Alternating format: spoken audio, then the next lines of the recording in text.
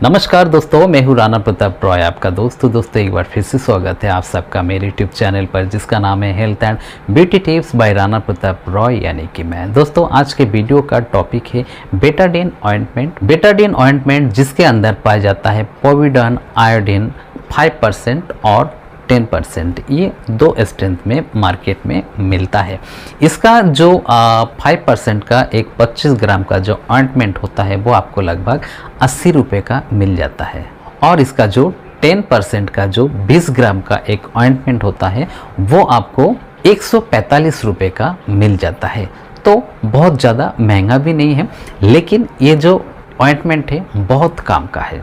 अगर आपके घर में इसका एक ऑइंटमेंट रहेगा तो आपको कई प्रकार के अनावश्यक फालतू खर्चों से आप बच सकते हो। आमतौर पर क्या होता है कि थोड़ा बहुत कट जाने पर आप जो है कोई भी अनफ शनफ ट्यूब आदि लगा देते हो, या फिर नहीं लगाते हो, साफ सफाई का ध्यान नहीं रखते हो। 2-1 दिन के बाद में वो पकने लगता है, सूजने लगता है, तब डॉक्टर के पास में जाते हो, पट्टी भी करानी पड़ती है और जो है दवा भी खानी पड़ती है, उसके बाद में सही होता है।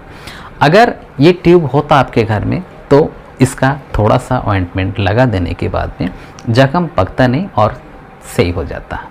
ये जो ऑइंटमेंट है ये विन मेडिकेयर का एक प्रोडक्ट है, और भारत में किसी भी मेडिकल स्टोर से आप इसको खरीद सकते हो।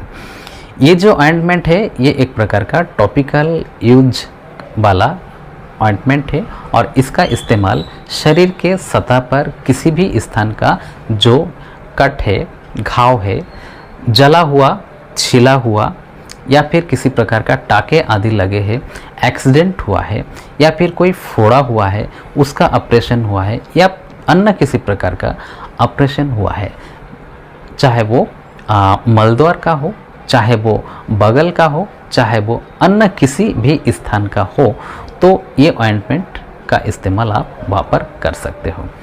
ये जो है सिर्फ बाहरी जो इन्फेक्शन है, जो जख्म है, कट है, उस पर लगा सकते हो। आंतरिक यूज के लिए नहीं है। अगर घाव गहरा है तो उस समय इस ऑइंटमेंट का इस्तेमाल नहीं कर सकते। इसको लगाने का तरीका क्या है? देखिए, ये जो ऑइंटमेंट है इसको लगाने से पहले जो प्रभावित स्थान है उसको अच्छे से धो लेना चाहिए। उसको धोने का तरीका क्या है? उसको धोने के लिए आप चाहे तो ताज़ा पानी से आप धो सकते हो, या फिर थोड़ा गुनगुना पानी से भी आप धो सकते हो, या फिर आप इसको चाहे तो आप स्प्रिट आदि से भी धो सकते हो। उसके बाद में सुखाने के बाद में फिर इस ट्यूब का आप इस्तेमाल कर सकते हो। अगर जख्म पानी छोड़ रहा है तो उस समय उसको पानी को पोंछ देना चाहिए, उसके बाद में ही ट्यूब को लगाना चाहिए, और ट्यूब को लगाने के बाद में जगह को गॉज आदि से कवर करके पट्टी बांध देना चाहिए। जो जख्म है अगर उसको आप कवर करके रखोगे, उसको ढक के रखोगे, पट्टी बांधा हुआ रहेगा, तो जो इन्फेक्शन है वो जल्दी सही होगा और इन्फेक्शन फैलेगा नहीं। कई बार ऐसा होता है कि जो छिले हुए जख्म हैं, जले हुए जख्म है, उस पर पट्टी नहीं करते हैं, तो उस समय इसका जो ऑइंटमेंट है वो आपको लगाना चाहिए, एक पतला परत, और लगाने के बाद में उसको, ताकि मक्खी आदि ना बैठे, एकदम डायरेक्ट जो है हवा के कांटेक्ट में ना हो, तो किसी ना किसी चीज़ से थोड़ा ढक के रखना चाहिए, भले या पट्टी नहीं बांध रहे हो। अगर खुला हुआ रहेगा तो जो हवा में बैक्टीरिया, वायरस या फंगस आदि जो घूमते हैं उसका इन्फेक्शन हो सकता है। इस ऑइंटमेंट का काम क्या होता है? देखिए, ये एक प्रकार का आयोडीन ऑइंटमेंट है, और इसका काम होता है हवा में स्थित जो बैक्टीरिया है, फंगस है और अन्य जो परजीवी है उसका संक्रमण ना हो, इसलिए उसको बांध के रखना चाहिए। ये जो मेडिसिन है पोविडॉन आयोडीन, ये जो सेल से हमारे उसके अंदर तक घुस जाते हैं, और अंदर तक घुसने के बाद में वहाँ पर किसी भी प्रकार का परजीवी या बैक्टीरिया आदि है तो उसको किल करने का काम करता है। उसमें जो फैट आदि है उसको गलाने का काम करता है, नष्ट करने का काम करता है, जख्म की सफाई का काम करता है, साथ साथ जो प्रोटीन वगैरह है उसका निर्माण करने का काम करता है, जिससे जख्म बहुत जल्दी भर जाता है। तो ये बहुत ही यूज़फुल है, लेकिन ये सिर्फ बाहरी सतह पर लगाने के लिए है। आपको आंतरिक जख्म पे लगाने के लिए ये जो ऑइंटमेंट है ये नहीं है।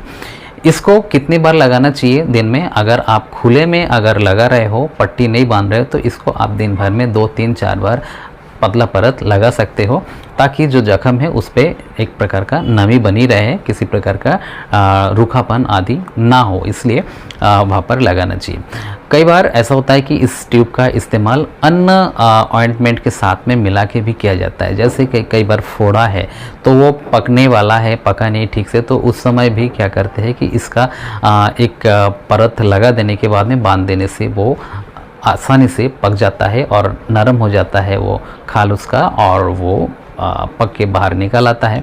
कई बार इसका इस्तेमाल जो है सोमाग आदि ऑइंटमेंट के साथ में भी मिला के लगाया जाता है, तो उस समय भी अच्छा रिजल्ट देखने को मिलता है।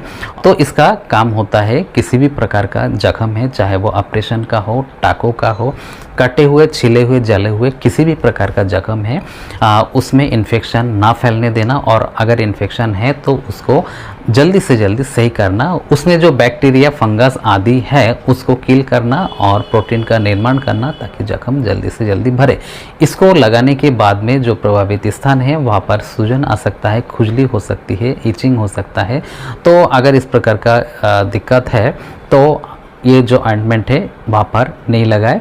साथ साथ इस ट्यूब को लगाने के बाद में अगर वहाँ पर से पानी ज़्यादा आ रहा है तो उस समय भी इस्तेमाल ना करें। अगर खाली इस ऑइंटमेंट को लगाने से जख्म सही नहीं हो रहा है तो डॉक्टर से मिलके एंटीबायोटिक आदि का भी इस्तेमाल आपको करना चाहिए, और बीच बीच में जो है जो इन्फेक्शन है उसको अच्छे से साफ़ भी करना चाहिए।